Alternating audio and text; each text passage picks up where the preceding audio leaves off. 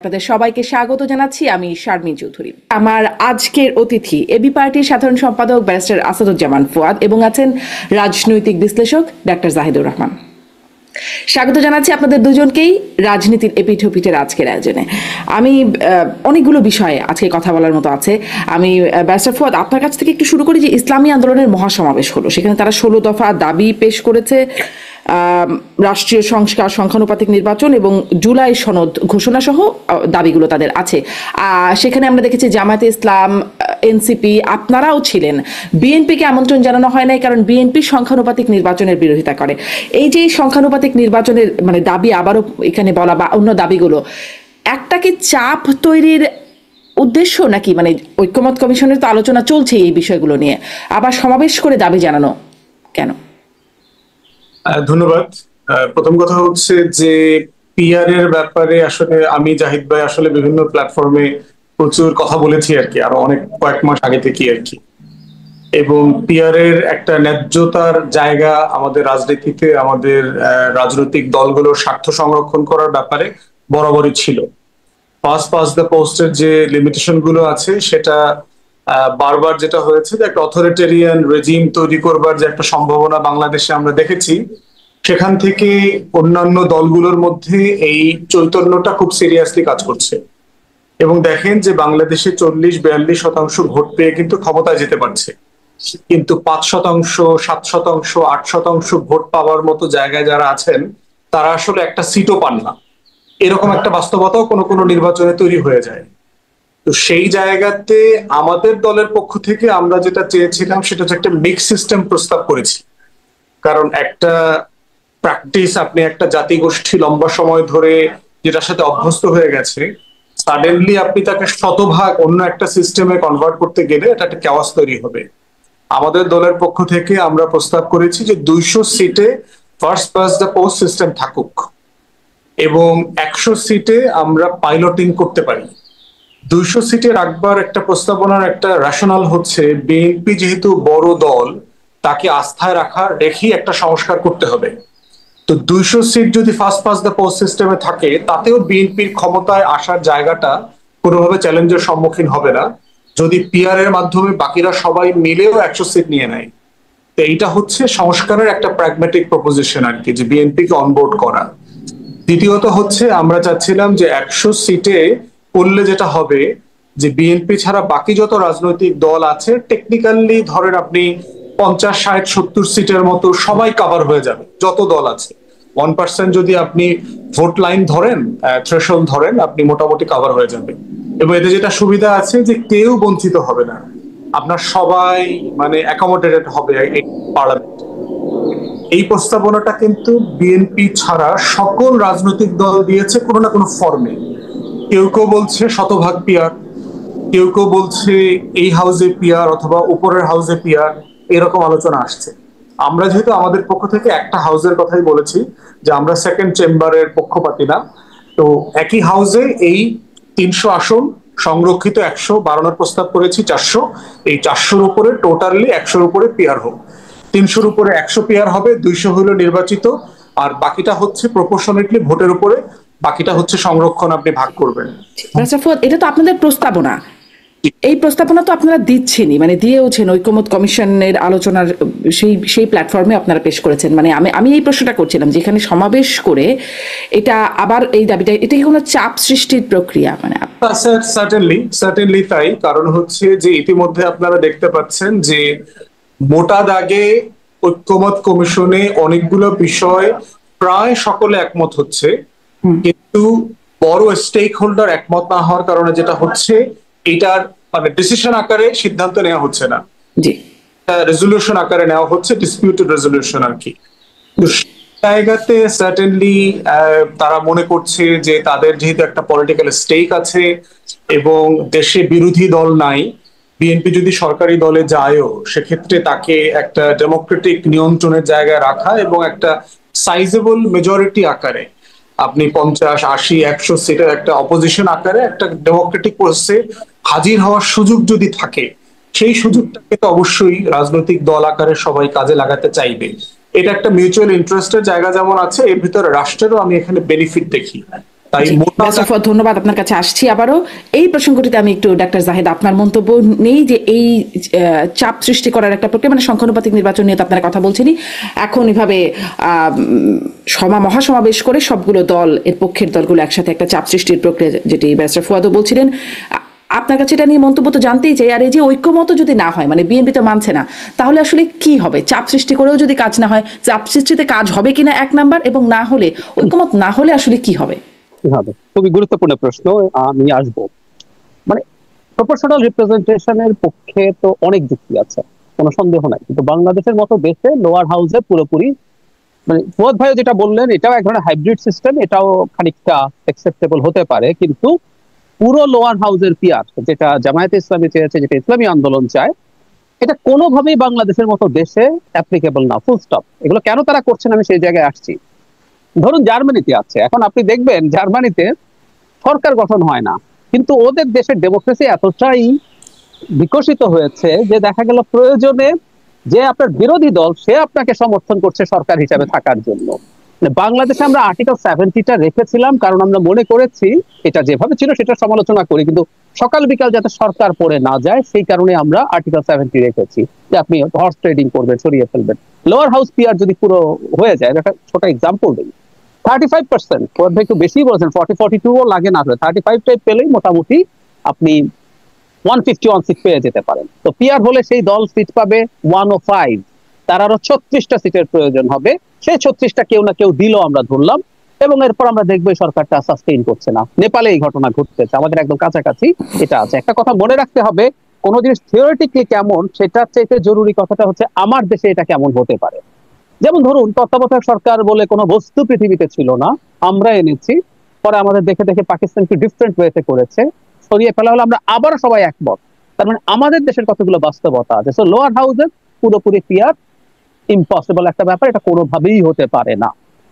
কিন্তু যে আলোচনাটা হয়েছিল সেই আলোচনাটা আসলে একটু ফ্রাস্ট্রেটিং, এই জন্যই আবার একটা হাউস করা এবং সেখানে প্রপোর্শনাল রিপ্রেজেন্টেশন রেখে তাতে কিন্তু এই কাজগুলো হতে পারতো। যে দলটা 3% ভোট পেয়েছে লোয়ার হাউসে, সে একটাও সিট পেল না, সে আপার হাউসে 3টা সিট পাবে, সেই 3টা সিট পাওয়া অনেক ক্ষেত্রে সে গুরুত্বপূর্ণ ভূমিকা পালন করতে পারবে। সেটা মানে ফুয়াদ ভাইদের মডেলটা এটা মোটামুটি এক ধরনের অ্যাকসেপ্টেন্স হতে পারে, কিন্তু আপার হাউস করলে সমাধানটা হতে পারতো। এখন এটা হচ্ছে না, বিএনপি এটা করছে না, এখন সবাই একত্র হয়ে চাপ দিচ্ছেন কেন? আমার একটা ভিন্ন অপিনিয়ন আছে, এটা যে তারা লোয়ার হাউসে এটা চায়, এটা এক অর্থে তাদের স্বার্থের পক্ষে। আমি ইসলামী আন্দোলনের কথাই যদি বলি, তাদের বিভিন্ন সিট মিলে ন্যূনতম ভোটের কথাও যদি বলি, 1% ভোট তারা পেতেই পারেন, সেই সম্ভাবনা বেশ ভালো আছে। সেই হিসাবে কিন্তু তারা আমি তাত্ত্বিক ভাবে বলছি এর চেয়ে বেশিও পেতে পারেন। তাদের বেশ কিছু জায়গায় কিছু ভোট আমরা বিভিন্ন নির্বাচনে দেখেছি তারা পান। তো 1% পেলে তারা 3টা সিট কিন্তু লোয়ার হাউসে পেতে পারে, সেই বিবেচনায় তিনি লোয়ার হাউস চাইতে পারেন যুক্তিতে মনে হয়। কিন্তু আমার কাছে এটা একেবারে একটা পলিটিক্যাল মুভ মনে হয়, একটা কারণে এখন আসলে বিএনপির সাথে আন্ডারস্ট্যান্ডিং কেমন হবে, বিএনপির সাথে ইলেকশনে কে কে আন্ডারস্ট্যান্ডিং এ যেতে চায়, কতটুকু যেতে চায়, এইগুলো কথা বলে নানাভাবে বিএনপির উপরে চাপ তৈরি করে বিএনপির কাছ থেকে কতটুকু ল্যাভারেজ, এটা শুধু সরকারের কথা বলছি না, ইলেকটোরাল ল্যাভারেজ কতটুকু অর্জন করা যায়, এখন এই খেলাগুলো আসলে শুরু হবে। সো এখানে আমরা মুখে যা বলতে দেখছি, বাস্তবে যে তাদের ভেতরে এই চিন্তাই আছে, আমি সেটা মনে করি না। এবার আপনার আরেকটা প্রশ্নের জবাব, সেটা হচ্ছে সংস্কার যদি না মানে, আমি বরং একটা থট এক্সপেরিমেন্ট করার চেষ্টা করেছি। বিএনপি যেহেতু বেশ কিছু মানছে না, বিএনপি যদি বলে যে আমরা একটা সংস্কারও মানি না, যে কটাও মেনেছে এগুলো আমরা আজকে উইথড্র করলাম, একটা সংস্কারও মানি না, আমরা আমাদের এই সংস্কারের আলোচনা থেকে নিজেদেরকে উইথড্র করে নিয়ে চলে গেলাম, তাত্ত্বিক ভাবে বলছি, তাহলে কি হবে? মানে আমি ইদানিং বিশেষ করে ঐক্যমত্য কমিশনের পক্ষ থেকে ওখানকার একজন সদস্য একবার নির্বাচনের সাথে সংস্কার মেনে নেয়াকে উনি একদম এভাবেই বলছিলেন যে মেনে নিলেই তো নির্বাচনের পক্ষে আমরা এগিয়ে যেতে পারি, যখন প্রধান উপদেষ্টা ডেট জানায়। তার মানে এই ধরনের একটা পারসেপশন তৈরি করার চেষ্টা করা হয়েছে যে এটা না হলে ইলেকশনের দিকে আমরা যাব না, এটার রিডিং বিটুইন লাইনস এরকম। আমি সাম্প্রতিক সময়ে যা যা হচ্ছে, ধরুন খুব ভালো হয় যদি আমরা একমত হতে পারি, আমরা সবাই একমত হয়ে যদি একটা জুলাই চার্টার সাইন করতে পারি, ছাড় দিয়ে একটা জায়গায় পৌঁছে, সেটা খুব সুন্দর আমাদের ইউনিটি। কিন্তু যদি একটাও না মানে, বা যতগুলো মেনেছে, বিএনপি আর্টিকেল 70 অনেকটা মেনে নিয়েছে, বিএনপি জুডিশিয়ারি সেপারেশন পুরো মেনে নিয়েছে, এছাড়া যে 10 বছর টার্মস, এখন 10 বছরের জন্য মেয়াদ মেনে নিয়েছে, অনেক আইন মেনে নিয়েছে, সব যদি করে গিয়ে মেনে তো পুরোপুরি নেয়নি মনে হয়, 10 বছরের টার্মটাকে পুরোপুরি মেনেছে, তার সাথে আবার শর্ত আছে, মানে মেনেছে বলে মনে হয় না তো ওটা। না না, মেনেছে। শর্ত কেন বলছি, ধরুন আমি শর্ত যদি তারা নাও দেয়, তারা যদি বলেন আমি এটা মানি ওটা মানি না, মানে বিএনপি যদি না চায়, একটা কথা মনে রাখতে হবে তো, আসলে এগুলো সবগুলো কনস্টিটিউশনাল অ্যামেন্ডমেন্ট, এটা তো আপনি অর্ডিন্যান্স করে করতে পারছেন না। এগুলো আগামী পার্লামেন্ট সেটা কোন ফর্মে হবে সেটা নিয়েও ডিবেট আছে, সেটার সাথে কি গণপরিষদ একসাথে থাকবে না থাকবে না, নাকি আমরা শুধু কনস্টিটিউশন অ্যামেন্ড করে করবো, সেগুলো পরের পার্লামেন্টের কাজ।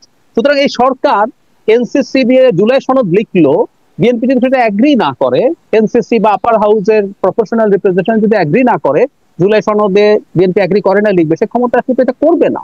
সুতরাং এটাকে শর্ত বানানোর কিছু নাই, বরং এটাকে শর্তহীনই বলবো, যে ওটা দিয়ে যদি সরকার শেষ পর্যন্ত সরে নাও আসে, তাহলেও ঘুরে ফিরে আসলে এটা এফেক্টিভ হবে না, ওইটা জোর করে তো চাপিয়ে দেওয়া যাবে না। তো যতটুকু মেনেছে, কিন্তু আমি বলছি এটা যদি মানাটা বাদ দিয়েও সে সরে যায়, বা আমি আরো খুব ক্রুড প্রশ্ন করি, বিএনপি যদি বলে আমরা কোনো সংস্কার চাই না, বিএনপি কি ভোটে হারবে এবার? বিএনপি কি এবার ভোটে হারবে? খেয়াল করি আমরা শারমিন, আমরা যখন কথা বলি আমরা জনগণ সংস্কার চাই, সংস্কার আসলে চায় educated, conscious, urban middle class. আমি একদম এই প্রত্যেকটা অ্যাডজেক্টিভ রেখে বলছি।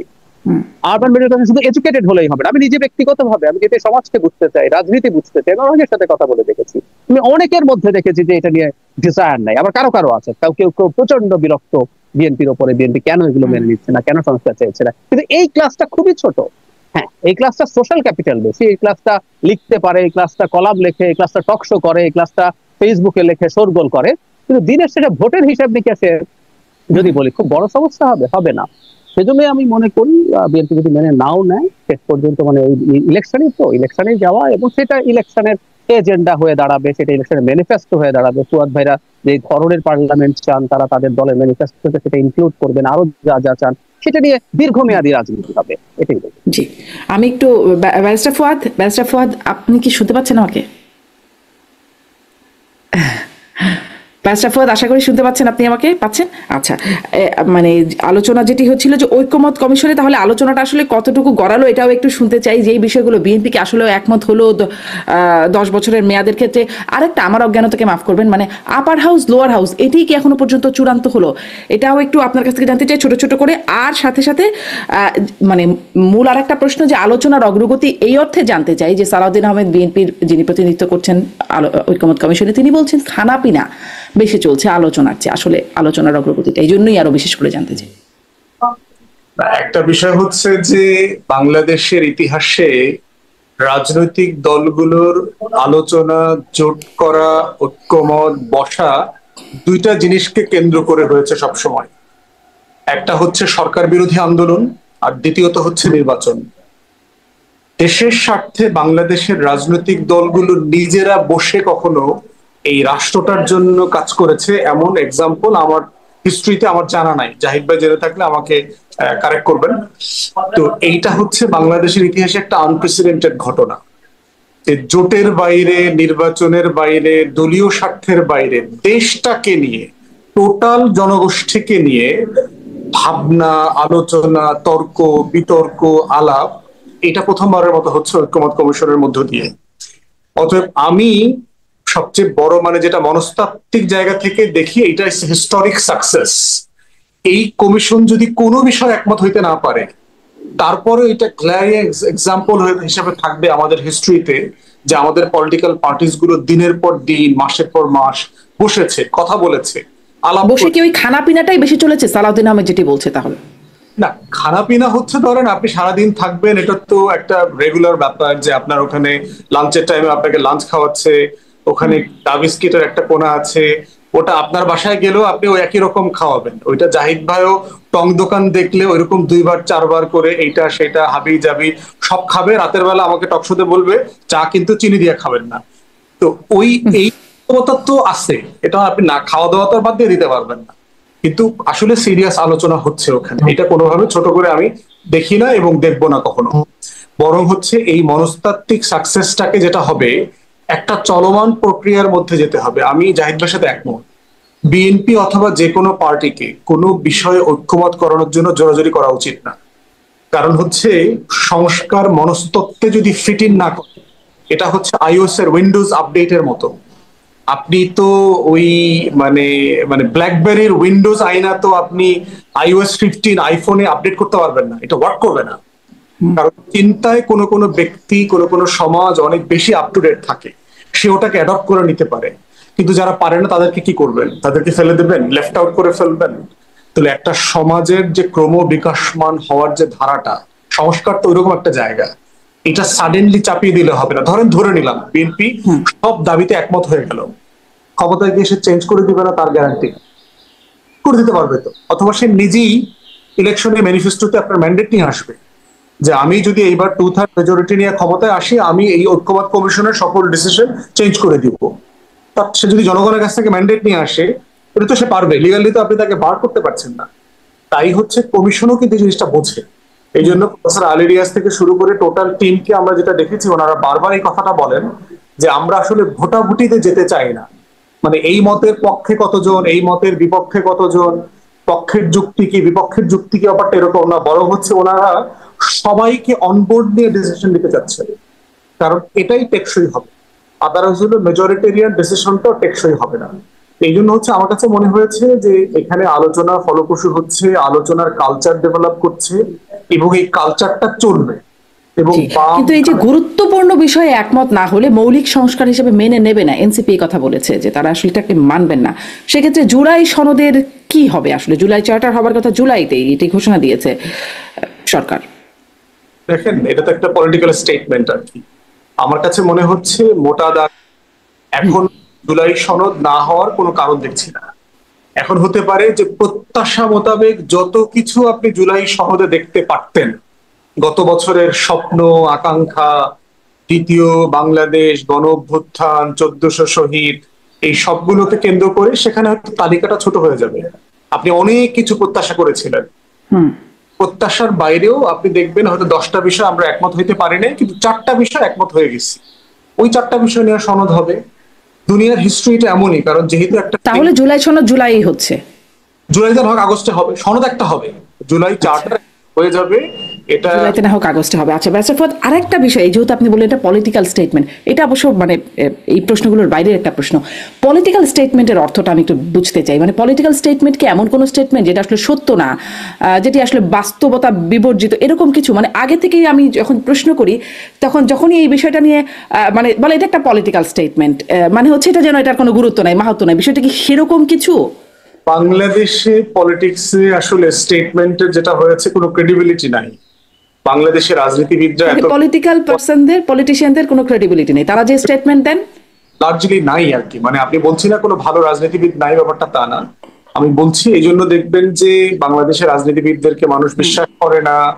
এবং আমরাও যখন গ্রামে গঞ্জে যাই না, তো রাস্তাঘাট দেখতে গেলে পরে গ্রামের লোকজন এসে বলে যে ভাই এক রাস্তা কয়বার মাপবেন? আপনাদের মতো বহু সাররা আইসা তো এই রাস্তা মাইপা গেছে। এখন দেখেন মানুষ আমাদেরকে কি মনে করে, মানে আমাদেরকে টাউটবাট করার মনে করে। এই লোকগুলা খালি ফাউল লোক। এই একই আপনারা এত পলিটিক্যাল স্টেটমেন্ট দেন কেন যে এই বিষয়গুলো মানে ক্রেডিবিলিটি বিবর্জিত? তাহলে তখন যেটা হয়, ভাই রাস্তা করে দিব, ভাই ব্রিজ করে দিব, ঘরে ঘরে আপনাদের সব মেয়েদেরকে বিয়ে শাদী করাই দিব, মেয়ের বয়স না হইলেও কোনো সমস্যা নাই, সব ছেলেদের মুসলমানি করাই দিব। এই যে একটা বিশাল আপনার ওয়াদা দিয়ে আসে, এরপরে নির্বাচন করতে তারা খবর রাখে না। অতএব এই জন্য যেটা হয়েছে যে স্টেটমেন্টের ক্রেডিবিলিটি কম্প্রোমাইজ হয়ে গেছে, আমাদেরকে মানুষ ট্রাস্ট করে না। আর পলিটিক্স কিছু রেটরিক আছে, এটা আপনি যেহেতু ট্রাম্পের দেশে থাকেন, আপনি তো প্রতিদিন প্রচুর রেটরিক শোনেন। ইরানকে সে অ্যাপ্রিসিয়েট করেছে, 2 দিন আগে বোমা মারার ব্যাপারে তাকে জানানো হয়েছে এবং সে খুবই সন্তুষ্ট, ইরানকে ধন্যবাদ দিয়েছে। এখন এই ডিল থেকে উঠায় নিয়ে আইসা যুদ্ধ বাধায় আবার ধন্যবাদ দেওয়া, মানে এই রেটরিক তো পলিটিক্স গ্লোবালি চলছে। কিন্তু আমাদের দেশে এটা অবশ্যই আমেরিকাতে একটু ট্রাম্পের একটা ভিন্ন রকম পলিটিক্যাল স্টেটমেন্টের মনে হয়, বাংলাদেশকে ফলো করেন ট্রাম্প হয়তো কোনোভাবে, হয়তো তাই। ডাক্তার জাহিদ, আরেকটা বিষয়ের দিকে একটু যাই। 3টি দিবস ঘোষিত হয়েছে: 5ই আগস্ট গণঅভ্যুত্থান দিবস, 8ই আগস্ট নতুন বাংলাদেশ দিবস, 16ই জুলাই আবু সাইদ দিবস। এখানে এনসিপি আসলে এটিতে আপত্তি জানাচ্ছে। তারা মানে 16 জুলাই আবু সাঈদ দিবস, হাসনাত আব্দুল্লাহ একটা পোস্ট মানে শেয়ার করেছেন, আমি দেখছিলাম। তিনি সিদ্দিকুর রহমান খান নামের একজনের পোস্ট শেয়ার করেছেন, যিনি লিখছেন যে 5ই আগস্ট অভ্যুত্থান দিবস ঠিক নয়, এটি হবে দ্বিতীয় স্বাধীনতা দিবস। 8ই আগস্ট নতুন বাংলাদেশ দিবস নয়, পরাজয় দিবস, বেইমান সরকার বসানোর দিবস। এই বেইমানিটা আমাদের সাথে করেছে ডিপ স্টেট আর কথিত সুশীল সমাজ। আপনার কাছ থেকে একটু এই দিবসগুলো সম্পর্কে আপনার পর্যালোচনা জানতে চাই, এবং এই মানে হাসনাত আব্দুল্লাহ যে পোস্টটা শেয়ার করছেন এটি সম্পর্কেও যদি বলেন একটু। ইন্টারেস্টিং। হাসনাত আব্দুল্লাহ আমি পড়িনি, আগে শুনলাম আপনার কাছে। তবে হ্যাঁ, হাসনাত আব্দুল্লাহ যে এইভাবে খানিকটা চিন্তা করেন, বেশ আগে একটা অন্য একটা টকশোতে উনি আমার সাথে ছিলেন, তিনি এটা আমাকে আমার সাথে থেকেই বলেছেন। মানে প্রথম কথাটা হচ্ছে 5 অগস্টকে যে দিবস, এটাকে দ্বিতীয় স্বাধীনতা দিবস বলার কোনো প্রয়োজন আমি দেখি না। এটাকে আমরা ইনফর্মালি কেউ কেউ এভাবে বলেন, কিন্তু এটাও আমি একসময় বলার পর খানিকটা এখান থেকে সরে এসেছি। কারণ কেউ কেউ, এবং আমি তো রাগভাগ করে কেউ কেউ কোনো কোনো দল বলি না, সরাসরি জামায়াতে ইসলামী এই স্বাধীনতা শব্দটাকে 24-এর সাথে রিলেট করে 71-কে অনেকটা অবসোলেট করে দেওয়া যায় কিনা এই আলাপটা শুরু করার চেষ্টা করেছিল। সেই কারণে আমি মনে করি আমরা এটাকে ইনফর্মালি ভাবে বলতেও পারি, কারণ বাংলাদেশ আসলে ওই সময় শেখ হাসিনার একটা কলোনিতে পরিণত। শেখ হাসিনারও কলোনি, কিন্তু ইন্ডিয়ার কলোনি তো বটেই, শেখ হাসিনারও কলোনি। কারণ আওয়ামী লীগের লোকজন তাদের সম্পদ এই দেশে রাখছিল না। কলোনির ক্ষেত্রে যা হয়, আপনি কলোনির সম্পদ নিয়ে আপনার দেশে, তখন আসলে কানাডা, আমেরিকা, ইউরোপের বিভিন্ন দেশ, মালয়েশিয়া, দুবাই, ওগুলো তাদের দেশে দিয়েছিল। তো শেখ হাসিনার সময় আমাদের এটা এক ধরনের স্বাধীনতার আনন্দ দিয়েছে, কিন্তু আমি এখনো মনে করি কোনোভাবে এটা হওয়া উচিত না। এরপর যে ক্ষোভটা, আসলে এটা ক্ষোভটা কাদের আমরা বুঝতে পারি। মানে 5 তারিখের পর থেকে খুবই গুরুত্বপূর্ণ একজন পাবলিক ইন্টেলেকচুয়াল এটাকে লিড করার চেষ্টা করেছেন, এবং ঠিক ওই পয়েন্ট থেকে আমরা কয়েকজন আবার এটাকে ফাইট করার চেষ্টা করেছি। বাংলাদেশের গণ অভ্যুত্থানকে বিপ্লব হিসেবে দেখিয়ে একটা বিপ্লবী সরকার তৈরির প্ল্যান ছিল। বিপ্লবী সরকার এসে আমাদের কনস্টিটিউশন স্থগিত করে দেবেন, তারা এখানে কতগুলো ফরমান জারি করে করে দেশ চালাবেন, তারপরে আস্তে আস্তে সংবিধান তৈরি হবে, এই ছিল পরিকল্পনা। কিছু প্রকাশ্যে কথা বলেছেন এগুলো নিয়ে। তো ওই খোয়াবটা যে ছিল তাদের কাছে 8 তারিখের, মানে 8 তারিখে ডক্টর ইউনূসের সরকারের অনেক ব্যর্থতা আছে। আপনার সাথে আমি আগের প্রোগ্রামেও আমরা অনেক এসব সমালোচনা করেছি, কিন্তু এটা বাংলাদেশের সাথে বিট্রায়াল হয়েছে আমি মনে করি না। এবং ওই পক্ষ একটা কথা বলার কথা চেষ্টা করছে, তারা যেহেতু 5 তারিখের সাফল্যকে বিপ্লব বলে, এটাকে প্রতি বিপ্লব বলছেন, যে সাংবিধানিক প্রতি বিপ্লব হয়ে গেছে। 8 তারিখের এই সরকার অনেকের পছন্দ হয় নাই, এবং হাসনাত আব্দুল্লাহ এটা শেয়ার করার মাধ্যমে প্রমাণ করলেন যে তিনিও আসলে ঠিক একই পেজে আছেন, তিনিও তাই মনে করেন। সো এটা হলো ওই ন্যারেটিভ। তারা এখন আসলে শক্তির ওই জায়গায় নাই, কোনো না কোনো একটা সময় তারা হয়তো এই ধরনের চেষ্টা করতে পারেন। হাসনাত আব্দুল্লাহ আমার সাথে বসে নিজে কিন্তু একদিন বলেছিলেন যে এটা তাদের একটা বড় ভুল, তারা একটা বিপ্লবী সরকার করেনি। একটা চাকরির জন্য রাস্তায় নেমে শেখ হাসিনার অধীনে, আই রিপিট, শেখ হাসিনার অধীনে বিসিএস চাকরি করতে চেয়েছিল তারা, পুলিশ এবং প্রশাসনে বেশি ফার্স্ট চয়েস, যেগুলো শেখ হাসিনাকে ক্ষমতায় রাখতে সাহায্য করে। সেই মুভমেন্টটা তিউনিসিয়া মডেলে যেটা হয়েছে, মানুষের ক্ষোভে মানুষ নেমে গেছে, শেখ হাসিনার পতন হয়ে গেছে। এটাকে যদি বিপ্লব বলা যায়, বিপ্লবকে খুব আন্ডারমাইন করা হয়। বিপ্লব করে ভালো হয় না খারাপ হয়, বিপ্লব করে খারাপ হওয়ার ইতিহাসও আছে। চাইনিজ রেভলিউশনের পরে রাদার পাল্টা যা হয়েছে সেটাই চায়নাকে আজকে এই জায়গায় নিয়েছে। মাওয়ের চায়না বিভৎস দরিদ্র এবং ব্রুটাল একটা স্টেট হয়ে এসেছিল, মানুষের জীবনকে ওখানে নিয়ে ছিনিমিনি খেলা হয়েছে, গরিব হয়ে গেছে। পরবর্তীতে রাদার বিপ্লবের উল্টো হয়েছে, ওটা ক্যাপিটালিস্ট ধরনের ইকোনমি এসে সাকসেসফুল হয়েছে। কিন্তু তারপরে মাওয়ের যে লড়াই তার এই বিপ্লবের পেছনে অকল্পনীয় রকম বড়, এতে তো কোনো সন্দেহ নাই। সো এখানে ঘাট ধরে এটাকে বানিয়ে তাদের ফ্রাস্ট্রেশন থেকে তারা এগুলো লিখছেন। আর সরকারও যে দিবসের নাম দিয়েছে এটাও হাস্যকর। এটাকে আমার কাছে খানিকটা শেখ হাসিনার মতো মনে হয়। এই সরকার নতুন বাংলাদেশ দিবস, এই সরকার অনেক ভালো হতে পারতো শেখ হাসিনা সব প্রবলেমের পরও। আমি মনে করি অনেক জায়গায় এই সরকার একটা অ্যাডমিনিস্ট্রেটিভ জায়গা থেকে খুবই ব্যর্থ একটা সরকার। কিন্তু আমি ধরে নিলাম যে সরকারটা ভীষণ সফল। তারপরও কি সরকার নিজের যেদিন শপথ নিয়েছে সেদিনকে তারা নতুন স্বাধীনতা দিবস এরকম ভাবে বলবে? এটা না, যায় না এই সরকারটার সাথে। এই দিবসটা বাতিল করা উচিত। আর আবু সাঈদকেও আলাদা করার দরকার আছে বলে আমি মনে করি না। যদিও আবু সাঈদের মৃত্যু একটা বিশাল ল্যান্ডমার্ক, আমি বিশ্বাস করি আবু সাঈদের মৃত্যু এভাবে মৃত্যু, এবং এটা যদি ভিডিও না থাকতো তাহলে আমাদের দেশে এবং দেশের বাইরে, আমার মনে পড়ে ওই সময় ইন্ডিয়ান মিডিয়া স্বভাবগত ভাবেই শেখ হাসিনার পক্ষে, সাইদের মৃত্যুটাকে তারাও নিতে পারছে না। তো ওইটার একটা বিরাট প্রভাব আছে, কিন্তু আমার মনে হয় তাকে আলাদা করে আমাদের অন্য শহীদদের থেকে আলাদা করে ফেলা ঠিক না। যদি আমাদের ইতিহাসে আবার উদাহরণও আছে, শহীদ আসাদ দিবস আছে 69-এর গণ অভ্যুত্থানে আসাদের মৃত্যুর দিনটাকে আমরা আলাদাভাবে সেলিব্রেট করেছি, আমরা স্মরণ করেছি এবং সেটাকে আলাদা করে দেখেছি, সেটা উদাহরণ আছে। কিন্তু আমি মনে করি এই দুইটা দিবসের কোনো প্রয়োজন নেই। জি, আমি একটু আপনার কথা থেকে আমার আরো একটা প্রশ্ন জাগে, কিন্তু আমি এই বিষয়টা নিয়ে একটু ব্যারিস্টার ফুয়াদের মন্তব্য নিয়ে তারপরে ওই বিষয়টাতে আসি, যে দিবসগুলো ঘোষণা সেটা নিয়ে আপনাদের মন্তব্য, এবং হাসনাত আব্দুল্লাহ যেই পোস্ট দিচ্ছেন বা তার যে প্রতিক্রিয়া, যে ডিপ স্টেট আর কথিত সুশীল সমাজ আমাদের সাথে বেইমানিটা করেছে, এই 8ই আগস্টকে বলছে নতুন বাংলাদেশ দিবস নন, এটি হচ্ছে পরাজয় দিবস, বেইমান সরকার বসানোর দিবস। মন্তব্য জানতে চাই। প্রথম কথা হচ্ছে যে দিবসের উদযাপন, গুরুত্ব এবং দিবসের রাজনীতি তো আমরা দেখতে দেখতে ক্লান্ত হয়ে গেছি গত আওয়ামী 16 বছরে। দিবস পালন ইন্টারন্যাশনালি রেকগনাইজড এবং এটা আসলে গুরুত্ব আছে। বিশ্ব পরিবেশ দিবস, নারী দিবস, বিভিন্ন দিবস মানুষের ভিতরে প্রচন্ড অ্যাওয়ারনেস ক্রিয়েট করে। এখন প্রশ্ন হচ্ছে যে এই দিবসটা কোন স্ট্যাটাসে থাকবে? এটা কি ন্যাশনাল ডে আকারে থাকবে না ন্যাশনাল হলিডে আকারে রাষ্ট্রীয় মানে ওই গুরুত্বের লেভেলে চলে যাবে? সেখানে আমি নীতিগতভাবে মনে করি যে দিবস উৎসবন উপলক্ষে পাবলিক হলিডের কালচার কমায় নিয়ে আসতে হবে। ইনফ্যাক্ট আমাদের টোটাল ছুটিকে অনেক বেশি রিঅর্গানাইজ করা দরকার।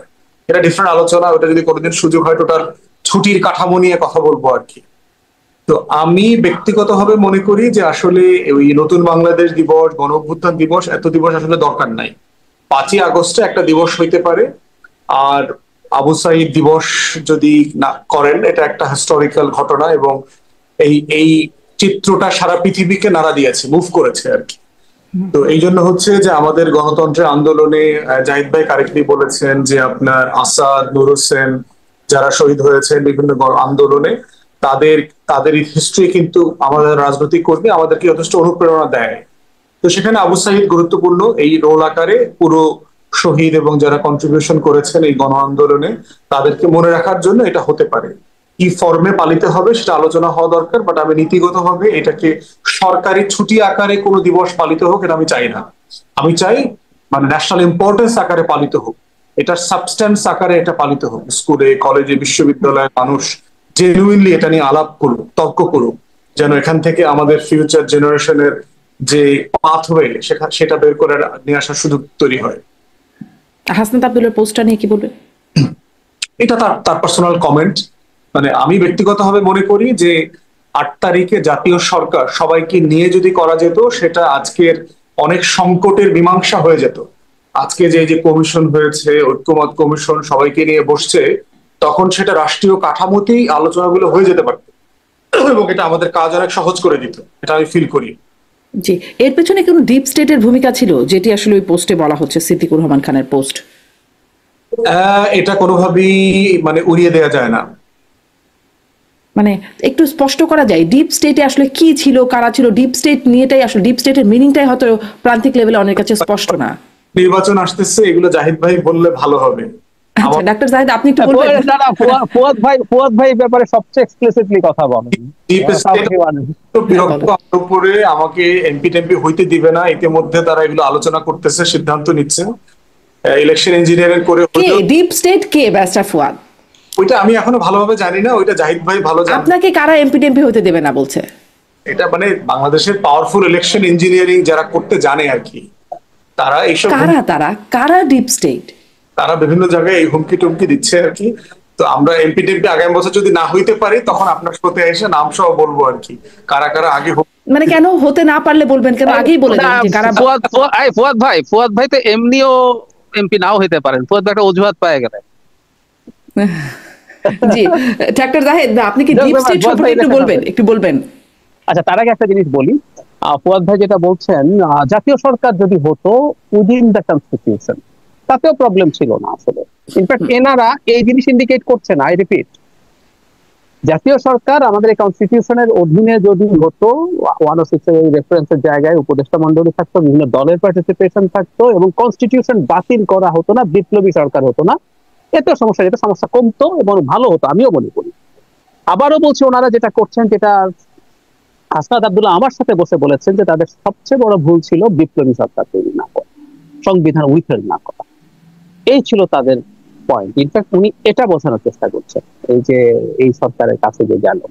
আর ওনারা যারা ডিপ স্টেট বোঝাচ্ছেন বাংলাদেশের পলিটিক্স এর ক্ষেত্রে, আমাদের বিদেশির একটা অংশ, বিশেষ করে গোয়েন্দা সংস্থাগুলো কাজ করে, রাষ্ট্রীয় আরো গোয়েন্দা সংস্থা আছে যারা সারফেস লেভেলে কাজ করে না, তারা এখানে রোল প্লে করেছে বলে এরকম আলাপ টালাপ তারা করেন, অনেক সময় করেন, অনেকেই বলেন।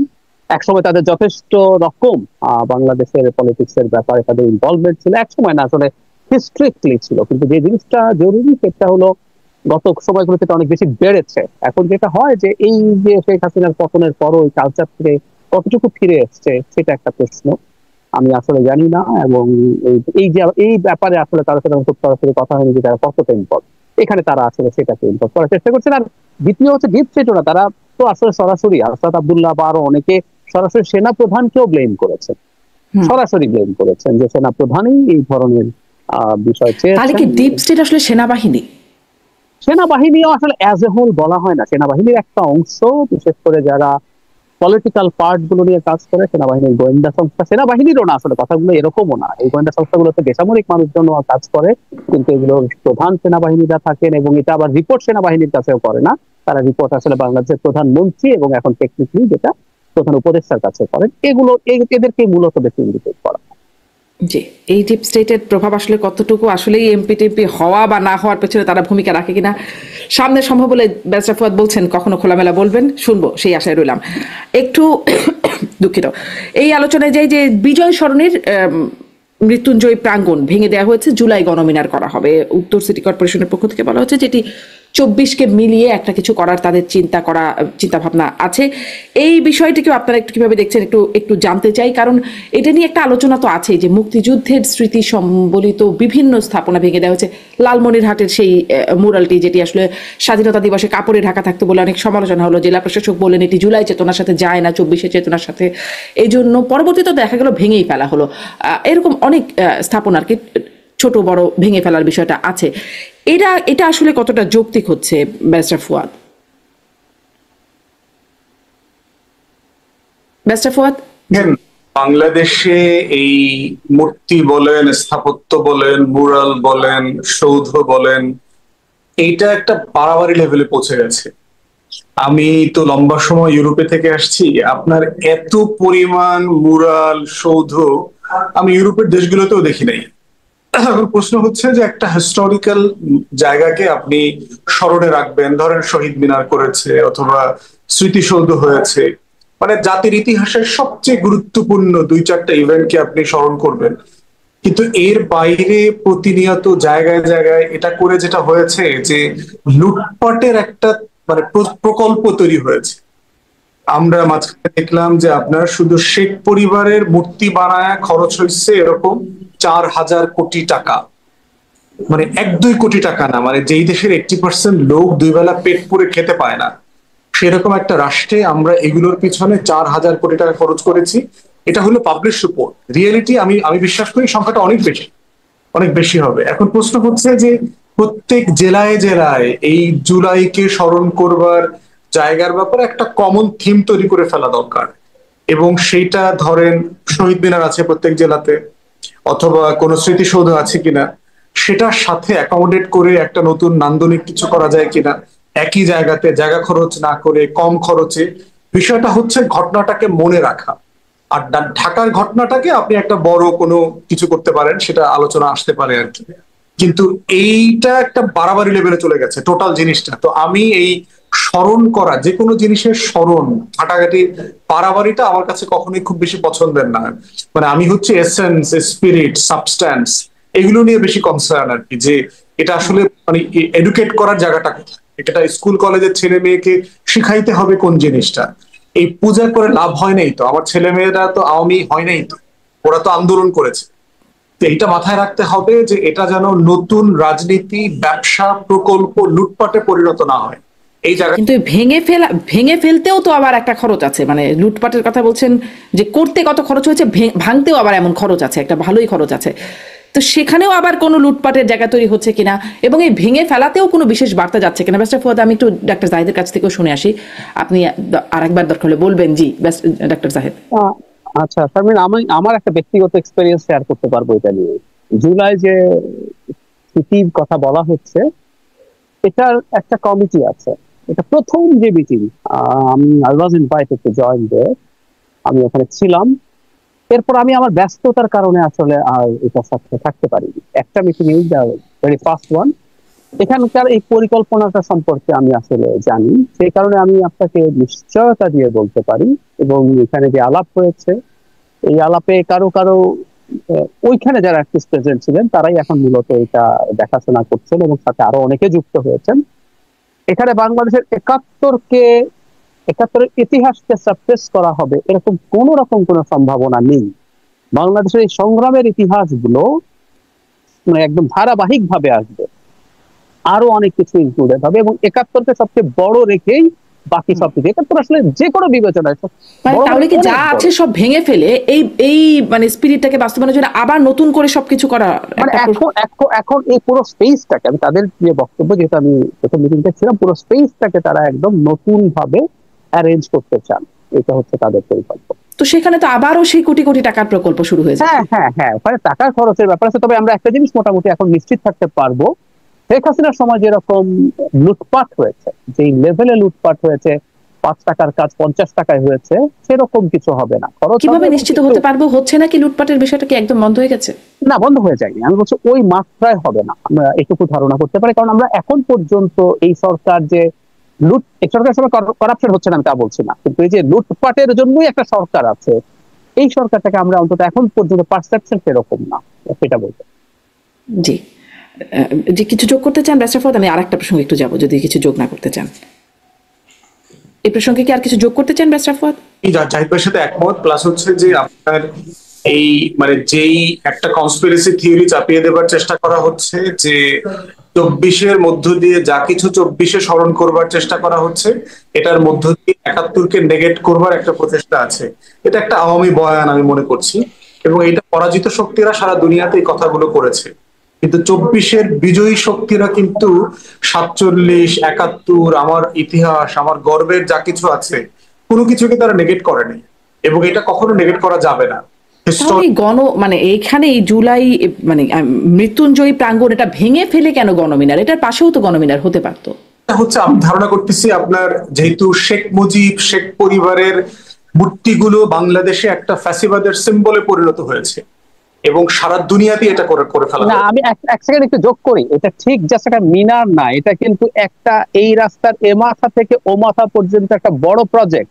এটা ঠিক একটা মনুমেন্টের মতো না, এর মধ্যে মানুষ হাঁটবে, ঘুরবে, বসবে। এটা একটা খুব বড়, আমি অন্তত প্রাথমিক যে প্ল্যানটা শুনেছি, এটা যদি এই লম্বা পুরো এই মাথা থেকে ওই মাথা পুরো স্পেসটাই ইউজ করা হবে আসলে। জি, এখন বিষয় হচ্ছে যে সারা দুনিয়াতেই ফ্যাসিবাদ অথরিটেরিয়ান রেজিমের পতনের পরে ওই রেজিমের সাথে রিজেম্বল করে এমন সকল স্ট্যাচু ভেঙে ফেলা হয়। এটাই হচ্ছে পৃথিবীর ইতিহাস। এবং ওই মূর্তিগুলো ভেঙে ফেলা মানে এটা না যে আপনার 71-কে নেগেট করা হচ্ছে, অথবা ইতিহাস থেকে শেখ মুজিবের ন্যূনতম কোনো কন্ট্রিবিউশন থাকবে না, এটা কখনোই হবে না। কারণ ফ্যাক্টস আর ফ্যাক্টস। কিন্তু এটা হচ্ছে বাড়াবাড়ি আর কি।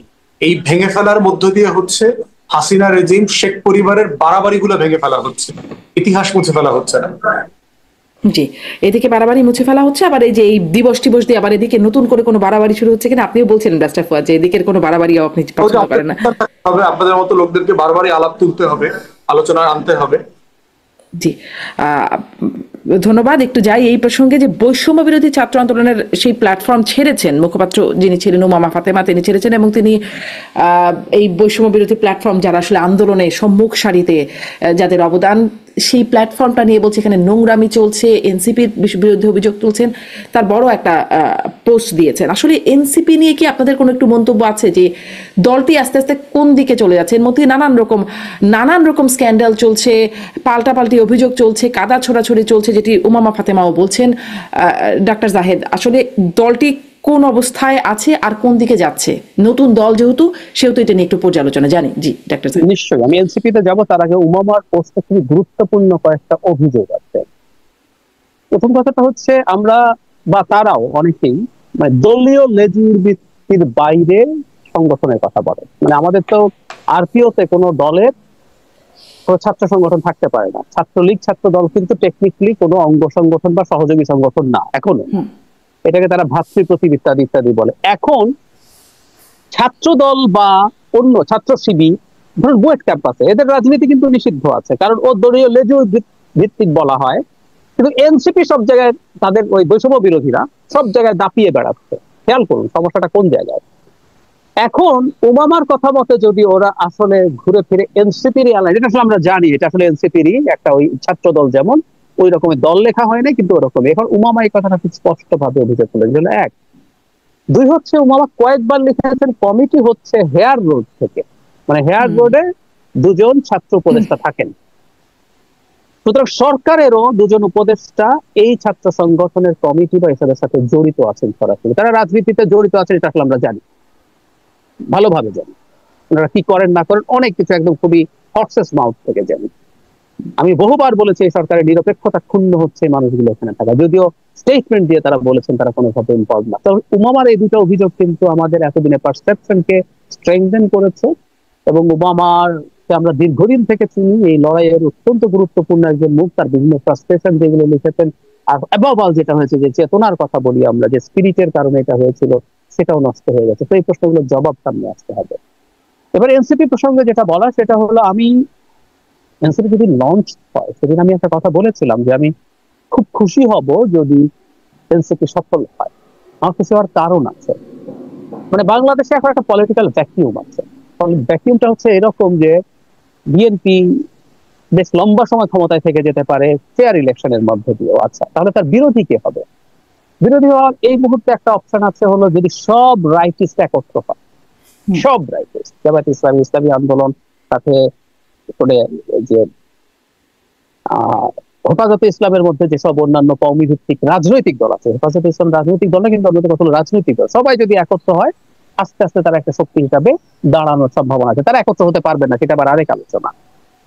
আর কি অপশন আছে? আরেকটা অপশন আছে এই মুহূর্তে, অ্যাটলিস্ট 20% সাপোর্ট আওয়ামী লীগের আছে বলে আমি মনে করি। কোনো একদিন আওয়ামী লীগ তার নামে অথবা অন্য নামে আসতে পারে।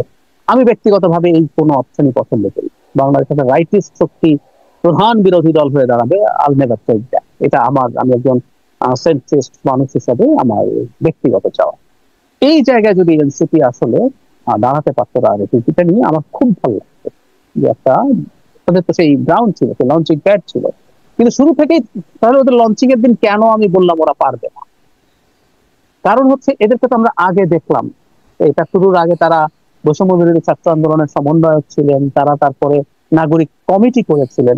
সেখানে থেকে তাদের বিরুদ্ধে যেসব অভিযোগ আসতে শুরু করলো যে তারা রাজনৈতিক দল বা সংগঠন করার ক্ষেত্রে বিভিন্ন জায়গায় প্রভাব বিস্তার, এই প্রভাব বিস্তার কখনো কখনো মনিটারি বেনিফিট ছিল, কখনো কখনো মনিটারি বেনিফিট ছিল না, কিন্তু ওনার ওসবের মধ্যে জড়িয়ে পড়তে শুরু করলেন ক্ষমতার কাছে গিয়ে। কেউ কেউ ফরমালি ক্ষমতায় ছিলেন, মন্ত্রী হয়ে গেছেন, কেউ কেউ বিভিন্ন মন্ত্রণালয়ে বিভিন্ন পদ তৈরি করে তাদেরকে রাখা হয়েছে, আবার অনেকে বাইরে থেকে ভীষণ রকম পাওয়ারফুল ছিলেন। ধরে আমরা ছোট উদাহরণ দিই, তদবিরের কথা যারা হাসনাত আব্দুল্লাহকে কিছুদিন আগে একটা টকশোতে জিজ্ঞেস করা হয়েছিল, উনি বলছেন যে এত তদবির এত তদবির।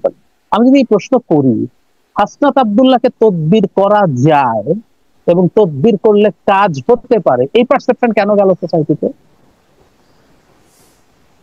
উনি বলছেন যে সামান্য সময় কথা বলে একটা তদবির নিয়ে কথা বলে পারে। আমি জানি আমাদের সমাজে তদবিরের একটা চর্চা আছে, কিন্তু এই পার্সন, আমি বলছি হাসনাত আব্দুল্লাহ এটা করছেন, কিন্তু আমি বলছি ওনার সাথে ওনার মতো অনেকেই এগুলো করছেন। এটা আমরা খুব স্পষ্ট ভাবে জানি, প্রায় বলি যে আমরা তো এই সমাজে থাকি, আমাদের চারপাশে এরা আছেন। ফলে অন্য যত কিছুই থাকুক, একটা দল তৈরি হওয়া মাত্রই যদি যে দেখে সে পাওয়ারের এত কাছে আছে এবং যে বয়স তাদের, এবং খুব গুরুত্বপূর্ণ কোন ম্যাচিওর্ড মানুষও তাদের নেতৃত্বে নাই, ওনারা খুবই চমৎকার ইয়াং পিপল, কিন্তু এটা কঠিন বাংলাদেশের মতো একটা জটিল সোসাইটিতে। আসলে এটা আমার কাছে খুবই অসম্ভবের পর্যায়ে বলে মনে হয়, এবং এই দলটার তেমন কোনো ভবিষ্যৎ দেখতে পাই না। আর একটা জিনিস কিন্তু বলে রাখা জরুরি, তারা তাদের পলিটিক্যাল অবস্থান এখনো না খুব ভালো ক্লিয়ার করতে পারেননি। তারা তাদেরকে মধ্যপন্থী দল একাধিকবার বলেছেন, অথচ অনেক ক্ষেত্রে আমরা দেখিনি যে তারা খুব শক্ত স্ট্যান্ড নিতে পারছেন। এদেশে ধর্মের নামে যেসব ঘটনা ঘটানো হয়েছে আমরা কোথাও দেখিনি ভালোভাবে প্রটেস্ট তারা করছেন নারীদের বিরুদ্ধে। একটা মধ্যপন্থী দল কিন্তু তার এই জায়গাগুলোতে শক্ত থাকতে হবে। নারীদের উপরে যা হয়েছে তারা খুব শক্ত প্রটেস্ট করেননি। শুধু সেটা না, আমার এই জায়গাটা তো আমার হার্ট ব্রেকিং ছিল যখন নারীদেরকে নিয়ে দেয়া কমিশনের যে রিপোর্টটা হয়, এর মধ্যে সমালোচনা করার জায়গা আছে, থাকুক। হেফাজতে ইসলাম একটা সমাবেশ করে এটার বিরুদ্ধে। সেই সমাবেশে যারা হাসনাত আব্দুল্লাহ ছিলেন, তার বক্তৃতার আগে নারীদেরকে, আমি ভাষাগুলোর উচ্চারণ করতে চাই না, অকথ্য ভাষায় ইন জেনারেল গালিগালাজ করে ওখানে যারা কমিশনে ছিলেন। না, আমরা তো এই সমাজ চাইনি। হাসনাত আব্দুল্লাহ ছিলেন, উচিত ছিল তার অবস্থান ওখানে দিকে ঠিক করে আসা। প্রচুর শোরগোল হলো, তারপর হেফাজত ইসলাম 4 দিন পর হেফাজত ইসলাম করেছে। তো এই জন্য বলছি, ওই জায়গাগুলোতে না তারা তাদের রাজনৈতিক অবস্থানটা ক্লিয়ার করতে পারছেন না। সমস্যা যেটা হয়েছে, বিভিন্ন জায়গায় বিভিন্ন স্পেকট্রাম, মানে একবার বেশ এক্সট্রিম না হলেও রাইট থেকে শুরু করে লেফট বা সেন্টার লেফট পর্যন্ত একটা বিরাট স্পেকট্রামের মানুষ এই দলটা তৈরি করার কারণে সে তার অবস্থানটা এখনো ক্লিয়ার করতে পারে নাই।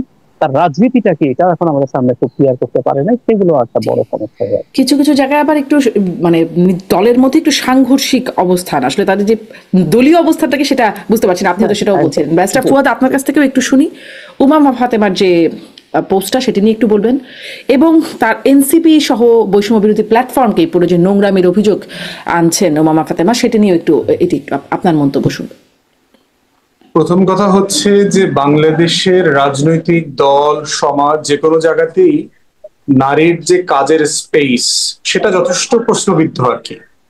যেই লেভেলে আপনার অ্যাক্সেস, নিরাপত্তা, এবং আপনি যেহেতু লম্বা সময় গণমাধ্যমে কাজ করেছেন, এটা আমার মনে হয় যে যে কোনো সেক্টরের থেকে আপনার এই ধরনের গল্প আপনি প্রচুর শুনেছেন, বাস্তবতা, এবং আমরা গণমাধ্যমের প্রচুর গল্প আসলে আমরা জানি আর কি। তো এই জন্য হচ্ছে যে এটা শুধুমাত্র এনসিপি আকারে অথবা উমামা অথবা আপনার পলিটিক্যাল পার্টি এই আকারে আমি আসলে পড়তে রাজি না আর কি। এটা হচ্ছে যে আমার টোটাল রাষ্ট্র দুর্বল, এখানে নাগরিকদের সেফগার্ডের অ্যাক্সেস দুর্বল, এবং সেটার অ্যাডেড প্রবলেম আকারে হচ্ছে নারীকে ফেস করতে হয়, তাকে সমস্যাটা আরো বেশি ফেস করতে হয় নারী হওয়ার কারণে।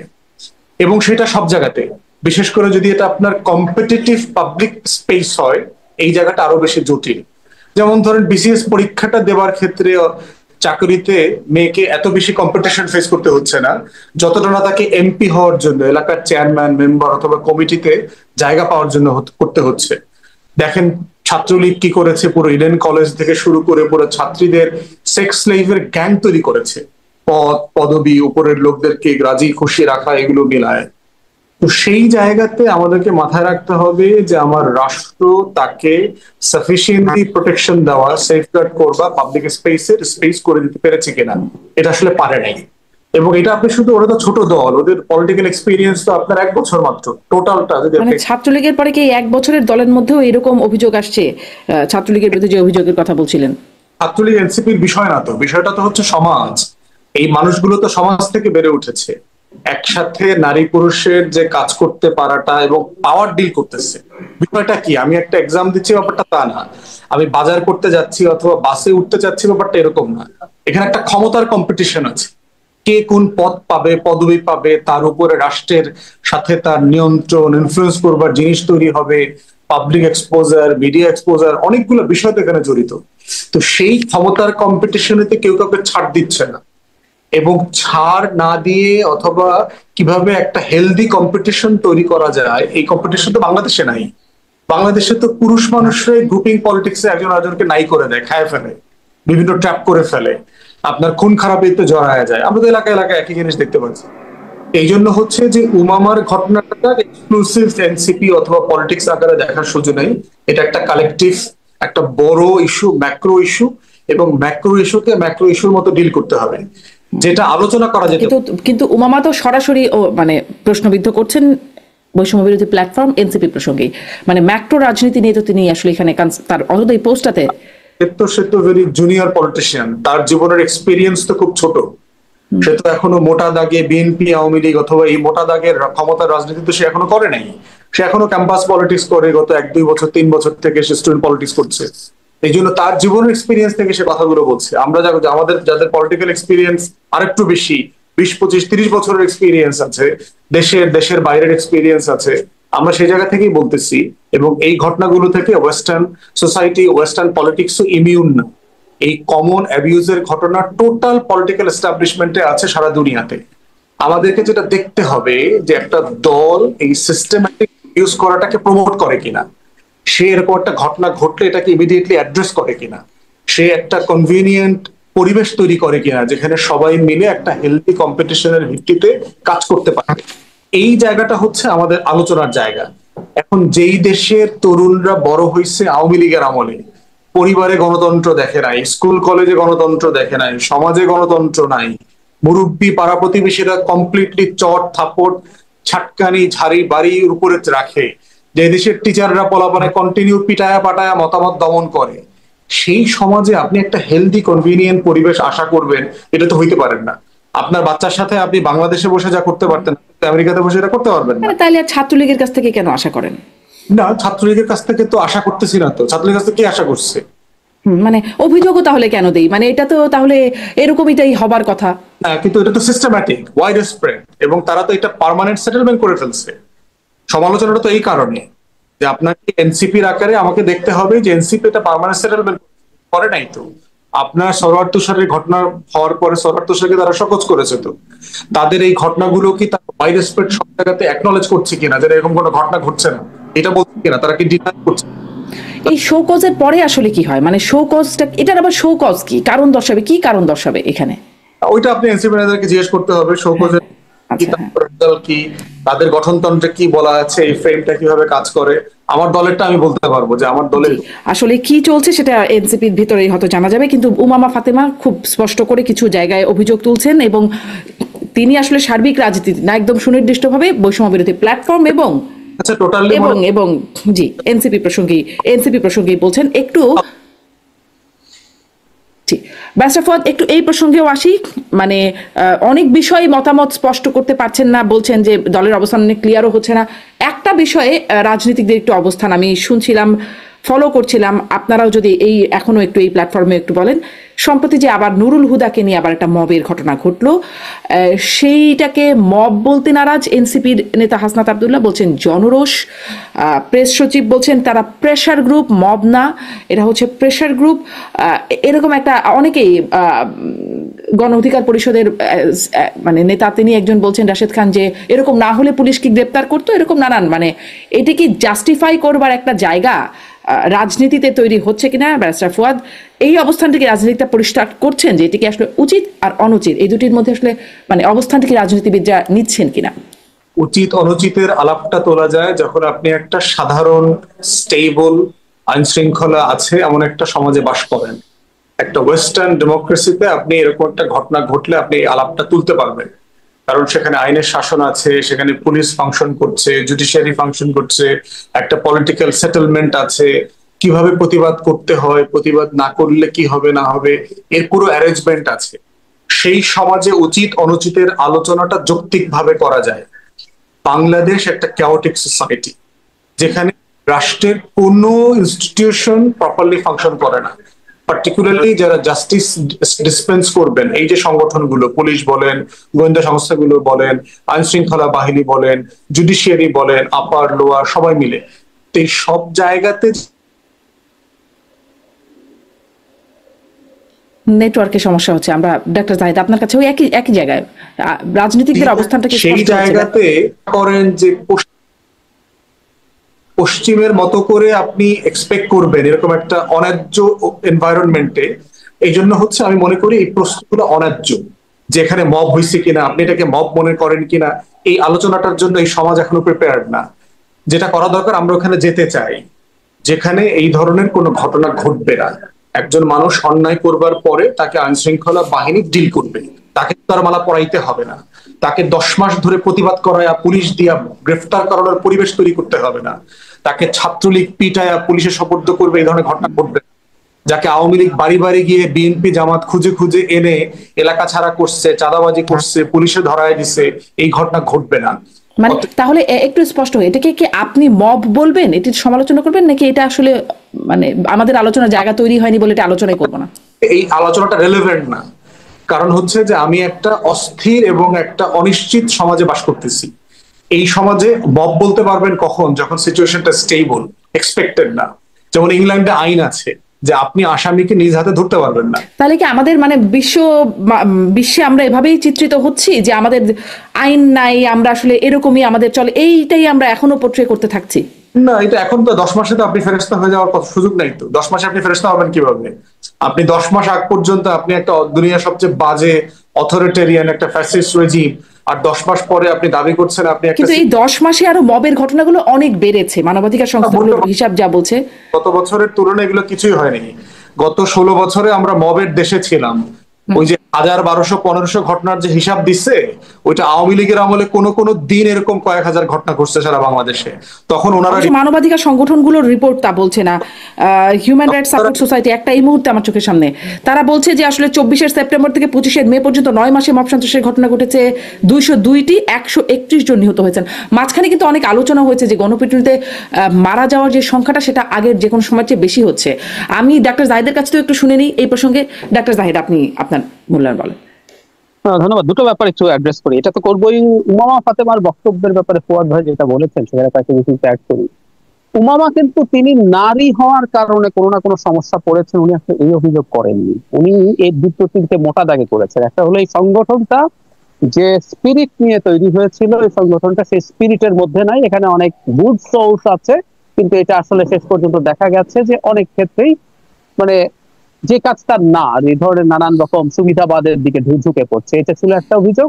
আর দুটো তো আমি বললাম যে এনসিপি দলটা পুরোপুরি এই বৈষম্য বিরোধীদেরকে নিয়ন্ত্রণ করে, এবং 2 মন্ত্রী উপদেষ্টা তারা এগুলোর সাথে জড়িত। আমার কাছে এই 3টা অভিযোগের ব্যাপারে অন্তত আমি দেখেছি যে উনি কাজ হচ্ছে না। এটা উমামা না হয়ে কোনো একজন পুরুষ হলেও একই রকম অভিযোগই আসতো বলে আমি মনে করি যে এই সংগঠনটা তার পারপাস সার্চ করতে পারছে না। মব নিয়ে ফুয়াদ ভাই যেটা বলেন আমি দ্বিমত করি। আসলে ধরুন একটা সোসাইটি যদি খুব ডিজায়ারের মধ্যে থাকে, ধরুন আগামী যে সরকার তৈরি হইলো, সেই সরকার ক্ষমতা আসার পরও তো পুলিশ খুব ভালো অবস্থায় নাই, আমাদের জুডিশিয়ারি এখন খুব ভালো অবস্থা নেই, সুতরাং আমরা এবার আবার ক্রস ফায়ার শুরু করব। আমাদের যেহেতু এগুলো ঠিকঠাক মতো নাই, ক্রস ফায়ার শুরু হলো। ক্রস ফায়ার কিন্তু শুরু হয়েছিল এই যুক্তিতে, প্রথম বিএনপি যখন ক্রস ফায়ার শুরু করেছিল, বিএনপি তার নিজের লোকদের হত্যা করেছে। নিজের লোককে হত্যা করার কোনোভাবে জাস্টিফাই কিন্তু তারা করেছে, কারণ তারা দেখেছে ওকে যখন কোর্টে দেয় ও বের হয়ে আসে জামিন নিয়ে আবার করে। বিএনপি তার নিজের লোকজনকে খুন করেছে। তো তাহলে আমাদের যেহেতু আইন শৃঙ্খলা বা বিচার অবস্থা ওই জায়গায় নাই, তখন তো তাহলে ক্রস ফায়ার একটা স্টেটকে সাপোর্ট করতে হবে, যে স্টেট তো ক্রস ফায়ার করে সমস্যার সমাধান করতে পারে। বা একই আমাদের আবহমান কাল থেকে, শুধু এই মবের কথা বলছি না, পকেট মারকে ধরে আমরা পিটিয়ে মেরে ফেলি। কেউ কেউ বলার চেষ্টা করেন এই দেশে তো আসলে বিচার নাই। যেহেতু বিচার নাই, আমার ব্যক্তিগত অভিজ্ঞতা আছে। আমি তখন মাত্র ঢাকায় এসেছি, আমি ঢাকা মেডিকেলে চান্স পাওয়ার পর আমি একদিন একটা এরকম পেটাচ্ছে স্যান্ডেল চুরি করেছে মসজিদ থেকে। আমি ইনস্টিংক্টিভলি তাকে বাঁচাতে যাব, পরে শুনলাম আমাকে একজন করিয়ে নিয়ে আসলেন যে আপনাকে তো পিছিয়ে মেরে ফেলবে, যে আপনি তার সহযোগী হিসাবে ট্রিট করবে। আমি তো বুঝি নাই তখন তাকে, যেহেতু আপনি বাঁচাতে যাচ্ছেন। কিন্তু স্যান্ডেল আমার ওই স্মৃতি আমি ভুলি না, একটা স্যান্ডেল চুরির জন্য একটা মানুষকে আমরা পিটেয়েছি। সুতরাং আমরা যদি সমাজে এই আলাপগুলো না করি, কারণ আমরা একটা জিনিস যখন কমাতে চাইবো তখন এটাকে কাজ হোক না হোক আমরা এটাকে অপরাধ হিসাবে আলোচনা করলে কিন্তু এটাকে একটা অপরাধ হিসাবে আমাদের সামনে এটাকে এস্টাবলিশ করা যায়। অপরাধ হলেই যে সবাই সরে আসবো এখান থেকে নট নেসেসারিলি, প্রাথমিকভাবেই। সমাজে যদি এই আলাপটা না থাকে, যেমন আমি ক্রসফায়ারে ফিরে যাই, আমার মনে আছে আমি তখন ব্লগে লিখি, আমরা ক্রসফায়ারের বিরুদ্ধে যখন 1-2 জন লিখতাম ভীষণ গালিগালাজ পেয়েছি। আমাদের দেশের এডুকেটেড মিডল ক্লাস ক্রসফায়ারটা হতে পেরেছে কেন? কারণ এডুকেটেড মিডল ক্লাস এটাকে সমর্থন করেছে, মিষ্টি খাওয়াখাওয়ি হয়েছে। আমার মনে পড়ে আমি একটা ব্লগ লিখেছিলাম, পুরনো ঢাকায় ডাকাত শহীদ নামে একজনকে যখন মারা হলো উৎসব হয়েছে, মানে সে এতই সংসদীয় ক্রসফায়ারের পক্ষে কথা হয়েছে, পক্ষে কথা হয়েছে, এবং আমি মানে খুবই আমাদের মিডল ক্লাসকে দেখেছি। কিন্তু যখন আস্তে আস্তে এই কথা বলে বলে এটা এস্টাবলিশ করা হলো যে ইটস আ ক্রাইম, খারাপ লোকটাকে, সবচেয়ে বিভৎস লোকটাকে হত্যা করা হলেও ইটস আ ক্রাইম, এটা হতে পারে না। কারণ আপনি খেয়াল করেন আস্তে আস্তে কিন্তু এটার বিরুদ্ধে জনমত তৈরি হয়েছে ভালোভাবে তৈরি। তো আমি এই কারণে মনে করি এগুলোতে মব যে কোনো খারাপ পরিস্থিতি হতে পারে না, এটা নিয়ে আলাপ করা দরকার। আর 10 মাস পরে আমি একটা যদি উদাহরণ দেই, সরকার চাইলে তো এটা নিয়ন্ত্রণ করতে পারে। জিএম কাদেরের বাসায় যখন ভাঙচুর হচ্ছিল তখন সেখানে কিছু হয়ে গেল, পরে সেনাবাহিনী গিয়ে এরপর সার্জিস আলমও গিয়েছিলেন ওদেরকে ছুট ছাড়িয়ে আনার জন্য। ওখানে বিএনপির লোকও ছিল, এনসিপির লোকও ছিল, খুব দ্রুত স্টেপ নিয়ে করা হয়েছে। এখানে যখন এই কাজ হচ্ছে এখানে তো পুলিশ প্রেজেন্ট ছিল, সেনাবাহিনী এসছে এরপরে, এখানে কেন ব্যবস্থা নেয়নি? আপনি যদি ব্যবস্থা নেন এবং এটা নিয়ে যখন ব্যবস্থা চলতে থাকে তখন এটা ব্যক্তির কাছে ওই মেসেজ গুলো যায় যে এটা করা যাবে না, এটা করা যাবে না। এই হচ্ছে মোদ্দা ব্যাপার। এটা বাংলাদেশে শেখ হাসিনা পালিয়ে যাওয়ার পর 5-7 দিন 10 দিন 2 সপ্তাহ 3 সপ্তাহের ঘটনা না, 10 মাসের বেশি পার হয়ে গেছে, আমরা 1 বছর পূর্ণ হতে যাচ্ছি।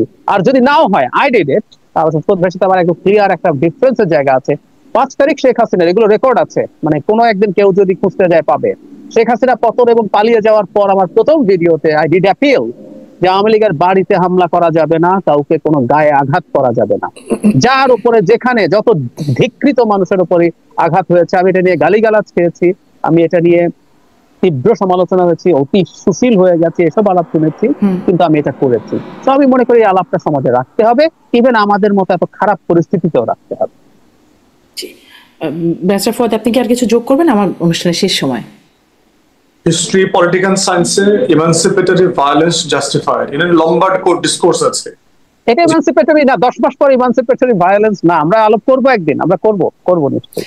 তাহলে এই ইমানসিপেটরি ভায়োলেন্সের পরবর্তীতে এর আবার প্রতিশোধ হিসেবে আরো একটা চলে আসবে না তো? ইমানসিপেটরি ভায়োলেন্স জুলাই আগস্টে হয়েছে, এটা লাগে আমরা জানি, কিন্তু এর পর থেকে যা যা হয়েছে যেভাবে, আমরা একদিন আলাপ করতে পারি এটা ইমানসিপেটরি ভায়োলেন্স কিনা। পার্থক্যটা হচ্ছে মব কি বেড়েছে, মানে কন্টিনিউয়াসলি রাষ্ট্র প্রমোট করতেছে, এটাকে সিস্টেম্যাটিক ওয়াইড স্প্রেড। রাষ্ট্র না ঠেকানোটাই হলো প্রমোট করা, রাষ্ট্র ঠেকাচ্ছে না এটাই প্রমোট করা। আমার কাছে মনে হচ্ছে যে সেইটা প্রমোট করতেছে ব্যাপারটা তা না, তার ক্যাপাসিটির কারণে সেইটা সাফিসিয়েন্টলি ডিল করছে না। আমি যেটা প্রশ্ন করতে চাই সেটা হচ্ছে যে কেন মামলা হওয়ার 8 মাস 7 মাস পরেও এই 3 নির্বাচন কমিশনের সদস্যদেরকে গ্রেফতার করা হলো না? তাদের বিরুদ্ধে তো অনেকগুলো মামলা হয়েছে, কেন তাদের বিরুদ্ধে মামলা করার পরে তদন্ত শুরু? এটা আমিও করি, পারলে আমরা দরকার হয় সরকারকে চাপ দেব, আমরা চাপ দেব। সরকার যদি তার দায়িত্বটা ঠিকমতো ফাংশনাল করতো, জুডিশিয়ারি, পুলিশ, তদন্ত সংস্থাগুলো, তাহলে কিন্তু সিচুয়েশন গত সপ্তাহ পর্যন্ত এগোতো না, গড়াতো না। এই যে আওয়ামী লীগ নেতাদেরকে গ্রেফতার করা হয়েছে না, গ্রেফতার করে এখন বিচারের মুখোমুখি করা হচ্ছে, তাহলে 7 মাস আগেই বিচারের মুখোমুখি করা হতো। এবং পুলিশ যেহেতু গত সপ্তাহে তাদেরকে গ্রেফতার করতে পেরেছে, তাহলে পুলিশ চাইলে আরো 6 মাস আগেও গ্রেফতার করতে পারতো। এইখানে আমি ফেইলিউর দেখি জাস্টিস সিস্টেমে, আমার এনফোর্সমেন্টের সমস্যা আছে। কিন্তু এই ঘটনাগুলোকে যেভাবে গণমাধ্যম একটা ডিসকোর্স আকারে বলবার চেষ্টা করছে যে মব বেড়ে গেছে, এত শত ঘটনা ঘটেছে, আওয়ামী লীগের কোনো দিন সারা বাংলাদেশে এর থেকে বেশি মব জাস্টিস হয়েছে। কোনো দিন সারা বাংলাদেশে, যেই দিনগুলোতে আপনি শুধু লিডিং টু বিএনপি সমাবেশ যদি দেখেন, যে বিএনপির সমাবেশ আগামী 3 দিন পরে 4 দিন পরে সারা বাংলাদেশে যে পরিমাণ ফোন চেক, চট থাপ্পড়, বাড়িতে গিয়ে গিয়ে বিএনপি জামাত ধরার ঘটনা ঘটেছে, ওই মানবাধিকার রিপোর্ট গুলোতে তখন এগুলো আসে নাই। কারণ তখনও কিন্তু আমরা এটা নিয়ে কথা বলেছি, তখনও যে এটা আসলে কিভাবে, এটা কোন আইনে ছাত্রলীগ গিয়ে ফোন চেক করে, এটা এই প্রশ্ন একাধিকবার এই প্রশ্ন এসেছে। শত শত রিপোর্ট এখন দেখতে পাচ্ছি, সেদিনকার এটা লক্ষ লক্ষ রিপোর্ট আসার কথা ছিল প্রত্যেক দিন, এগুলো আমাদের চোখে পড়ে নাই। তখন এরকম যদি এখন আলোচনাই না করি তাহলে তো এই রিপোর্ট গুলো আসবে না, মবের যে ঘটনাগুলো ঘটছে। তর্ক বিতর্ক দ্বিমত হয়তো আলোক তো তুলতেই হবে, সার্টেনলি। জি, এটা কি শাস্তিযোগ্য? এই যে মব যারা তৈরি করলো, এটা কি শাস্তি? আপনি একজন আইনজীবী বটে, এটা কি শাস্তিযোগ্য এবং শাস্তি দেওয়া উচিত? মানে ওই আলোচনা থেকে বড় জিনিস হচ্ছে যে রাষ্ট্রকে, জাস্টিস সিস্টেমকে রিঅর্গানাইজ করা দরকার এর ওয়ে এই ঘটনাগুলো ঘটবার পরিবেশ যেন তৈরি না হয়। কারণ এই ক্ষোভটা যদি সমাজে থাকে, আপনি এই ক্ষোভটাকে যদি বৈধ পথে অ্যাড্রেস না করেন, আপনি শুধুমাত্র মানে উচিত অনুচিত দিয়ে এটা বন্ধ করতে পারবেন না। কিন্তু বিচারের উদ্দেশ্য তো নজির সৃষ্টিও একটা করা এবং দৃশ্যমান করা, যে এটা হলে এরকম পরিণতি হয়। খুনের বিচার আচার করা যাচ্ছে না এখন। আপনার মানে আপনি ক্রাইমের এটা দেখেন যে জুতার মালা পরায় দিছে একটা অন্যায় কাজ, আর একটা মিলিটারি অফিসার তার তত্ত্বাবধানে শত শত মানুষকে গুম করছে, তাকে ওয়ারেন্ট দেওয়া হয়েছে, গ্রেফতার করা যাচ্ছে। মানে আপনি ক্রাইমের ফৌজদারি অপরাধের মাত্রাটা চিন্তা করেন যে আমাকে আসলে কোনটা নিয়ে আলাপ তুলতে হবে। তাহলে আমি তো সেটার বিচার করতে পারছি না, আমি শত শত মেয়ের রেপের বিচার করতে পারছি না, আমার রাষ্ট্র করতে পারছে না। তাহলে এখন সেইখানে টোটাল ডিসকোর্স চলে গেছে যে নুরুল হুদার গলায় জুতার মালা পলায়। না ফুয়াদ ভাই, আমি এখানে একটা পয়েন্ট যোগ করি। ফুয়াদ ভাই, মানে এটা শুধু নুরুল হুদা না, অ্যাজ এ হোল মবের প্রবলেম হচ্ছে মব আসলে স্টেটকেই চ্যালেঞ্জ করতেছে। একটা যখন মব থাকে এবং এটা যখন সিস্টেম্যাটিকলি ক্রমাগত চলে, ঘটনা ধরেন জুতার মালা না, খুন বাদ দেয়, এই ছোটখাটো গুলোই, তাতে আমার স্টেটকে আমি প্রেজেন্স দেখি না। এটা কিন্তু আমার জন্য খুবই অ্যালার্মিং। এটা আমার শুধু ইন্টারনালি না, গ্লোবালিও মেসেজ যাচ্ছে যে বাংলাদেশে একটা ফাংশনিং গভর্নমেন্ট নাই। এই কারণে এই ঘটনাটাকে আসলে ছোট হিসাবে দেখা যাবে না, এটা তো একটা দুটো করছে না, রেগুলারলি করছে। আপনার ওই দিনকার পর থেকে কিন্তু চিফ অ্যাডভাইজার অফিস থেকে শুরু করে হোম সেক্রেটারি দেখলাম, হোম অ্যাডভাইজার সবাই কিন্তু টাফ স্টেটমেন্ট দিয়েছে। এখন এটা খতিয়ে দেখা দরকার যে পুলিশের উপস্থিতিতে এই ঘটনাটা ঘটলো কিভাবে। সেটা বিচার সেটাই শুরু হওয়ার পরে ইস্যু হচ্ছে উচিত অনুচিতের না, ইস্যু হচ্ছে জাস্টিস সিস্টেমকে অ্যাক্টিভেট করতে হবে, এটাই হচ্ছে একমাত্র। জি, এরকম টাফ স্টেটমেন্টের কথা বলছেন, তারপরে যখন আবার এটা বলা হয় এটা আসলে মব না, এটা প্রেশার গ্রুপ, এরকম যখন বলা হয় বা রাজনৈতিক দলগুলোর থেকেও দু একটা এরকম প্রসঙ্গ আসে, তখন আসলে টাফ স্টেটমেন্টের টাফনেসটা একটু কমে যায় কিনা। মাহফুজ আলমকে আমরা একসময় এরকম টাফ স্টেটমেন্ট দেখলাম, তারপরে তিনি একদম মানে নীরব, তাকে এখন আর খুব একটা দেখা যায় না। এটাও কেন সেটাও বুঝি না যে কেন আসলে তিনিও এখন, এটার কি কোনো ব্যাপার আছে ব্যারিস্টার ফুয়াদ? আমি আসলে একদমই শেষ করবো, কিন্তু এই প্রশ্নটা একটু করতে ইচ্ছা করলো। মাহফুজ আলম এখন মানে নীরব কেন? আগে তো সবসময় তাকে খুব সক্রিয় দেখতাম। আগে তো সে অ্যাডভাইজার ছিল না, এখন তো সে অ্যাডভাইজার আসছে, তার তো এখন কালেকটিভ ক্যাবিনেট রেসপন্সিবিলিটি আছে, তার এখন কথাবার্তা স্টেটমেন্ট দেয়া এটার ব্যাপারে তো স্টেটের প্রোটোকল আছে। তো আগে তো তিনি ইন্ডিভিজুয়াল ছিলেন, তখন তিনি প্রচুর স্ট্যাটাস দিতেন, কথা বলতেন, মতামত তৈরি করতে পারতেন। আমার মনে হয় যে এটাই একমাত্র কারণ, এছাড়া অন্য কোনো কারণ আমার জানা নেই। আচ্ছা, অনেক ধন্যবাদ, অনেক ধন্যবাদ ব্যারিস্টার ফুয়াদ, অনেক ধন্যবাদ ডাক্তার জাহিদ, আপনাদের দুজনকেই ধন্যবাদ। দর্শক এতক্ষণ সাথে থাকবার জন্য আজকের মতো বিদায় নিচ্ছি।